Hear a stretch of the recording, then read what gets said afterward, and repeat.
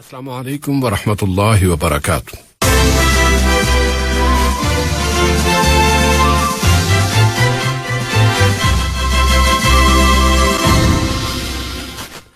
Radio قطر آپ سے مخاطب ہے۔ سیف الرحمان سے آج کا دوسرا نشریہ سماعت فرمائیے۔ ابتدا میں پیش خدمت ہے اہم خبروں کا خلاصہ۔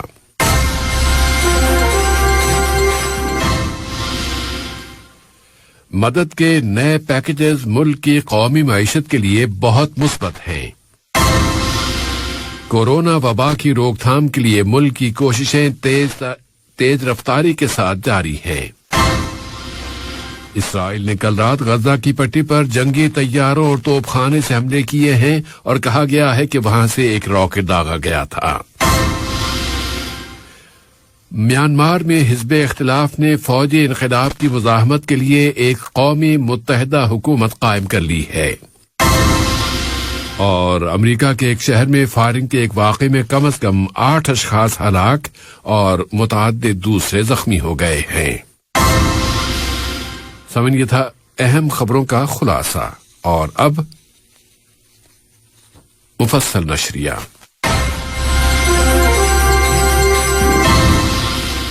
بسم اللہ الرحمن الرحیم۔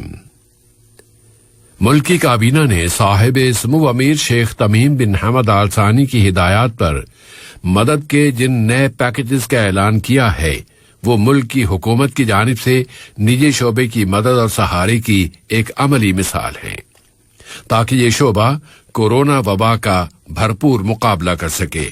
اور یقینی طور پر کہا جا رہا ہے کہ یہ نئے پیکیجز حوصلہ افزائی کی بہترین مثال ہے، اور ان کے ذریعے نجی شعبہ مزید طاقتور ہوگا اور پائیدار ترقی اور ڈیولپمنٹ کے راستے پر آگے بڑھے گا کہ ملک کی قومی معیشت اور اکانومی میں لیکوڈیٹی کے اضافے سے یہاں کی اکانومی مزید پھلے پھولے گی۔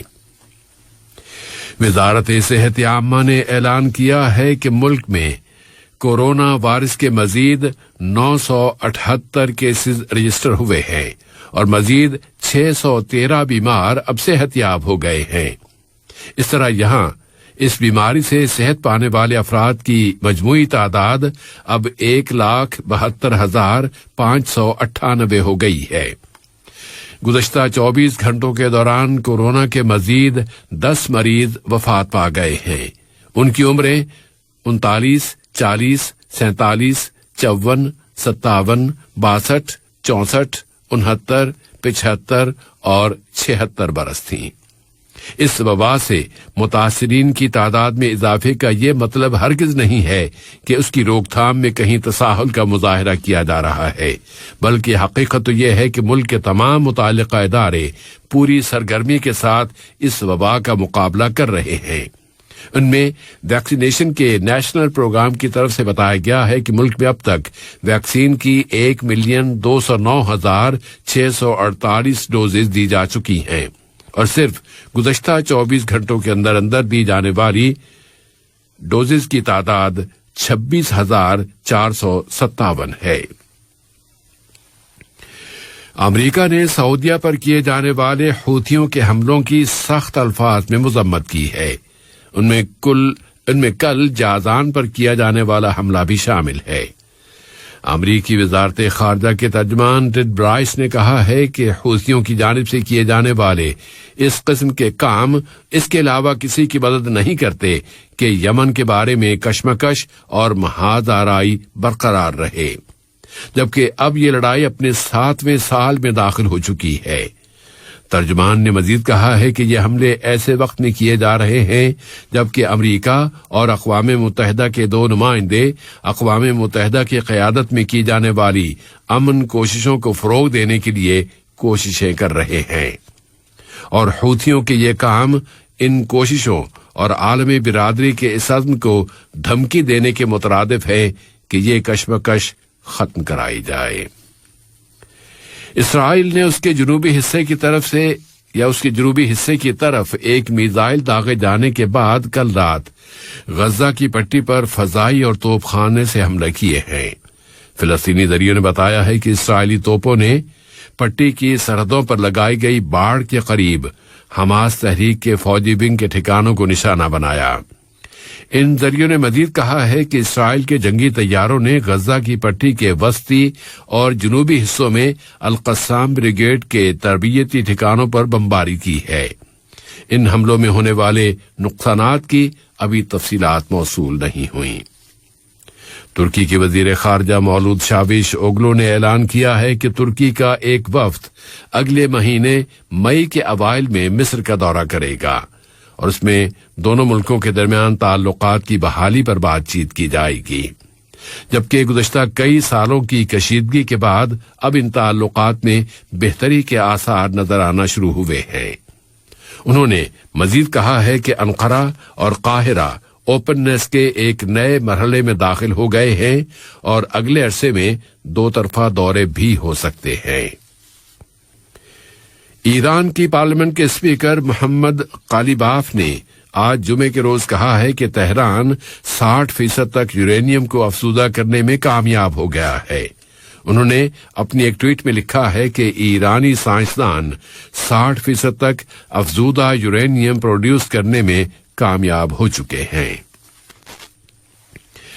میانمار میں آنے والے فوجی انقلاب کے کمانڈروں کو ایک واضح چیلنج میں وہاں کی حزب اختلاف نے ایک قومی متحدہ حکومت قائم کر دی ہے۔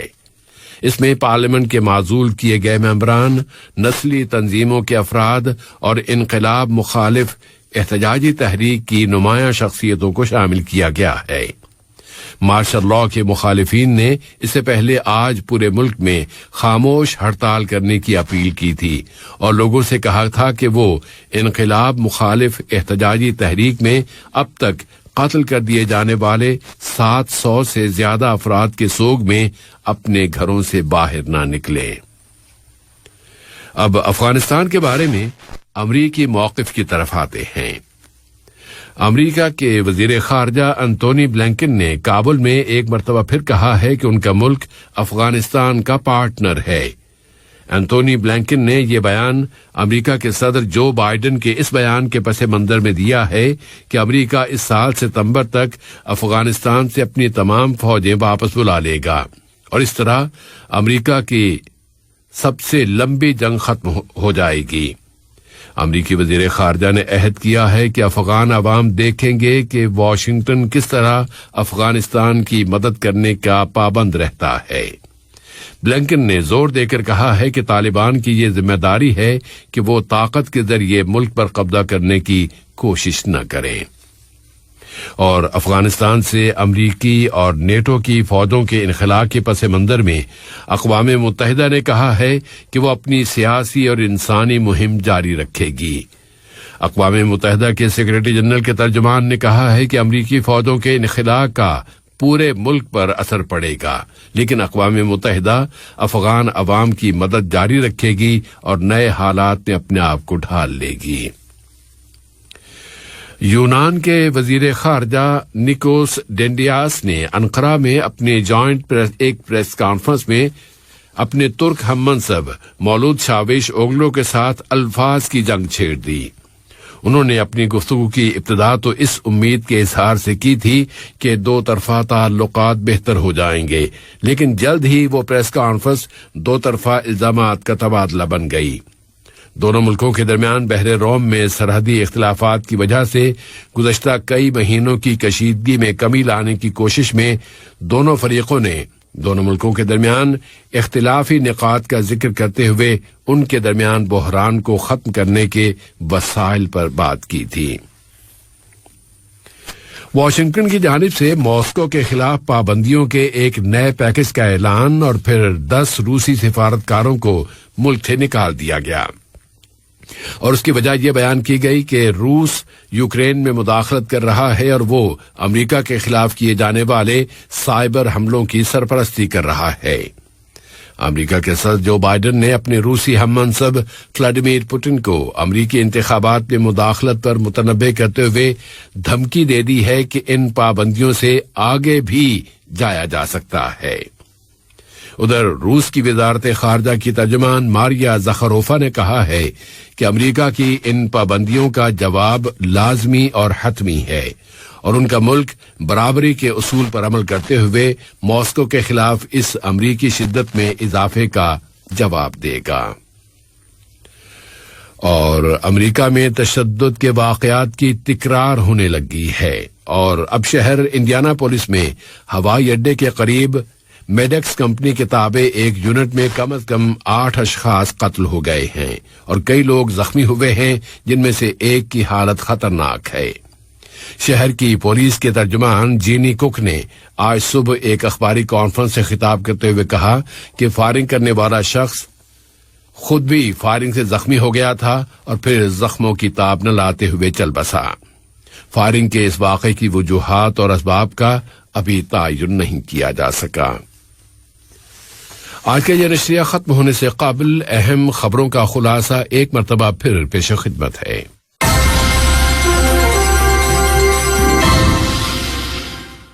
مدد کے نئے پیکیجز ملک کی قومی معیشت کے لیے بہت مثبت ہیں۔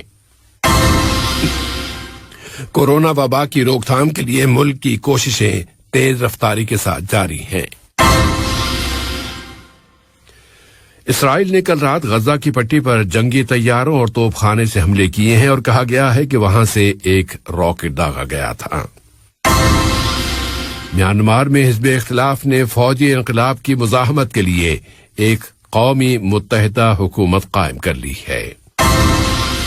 اور امریکہ کے ایک شہر میں فائرنگ کے ایک واقعے میں کم از کم 8 اشخاص ہلاک اور متعدد دوسرے زخمی ہو گئے ہیں۔ ریڈیو قطر سے آج کا دوسرا نشریہ اپنے اختتام کو پہنچا۔ اگلا نشریہ کل صبح 9 بجے پیش کیا جائے۔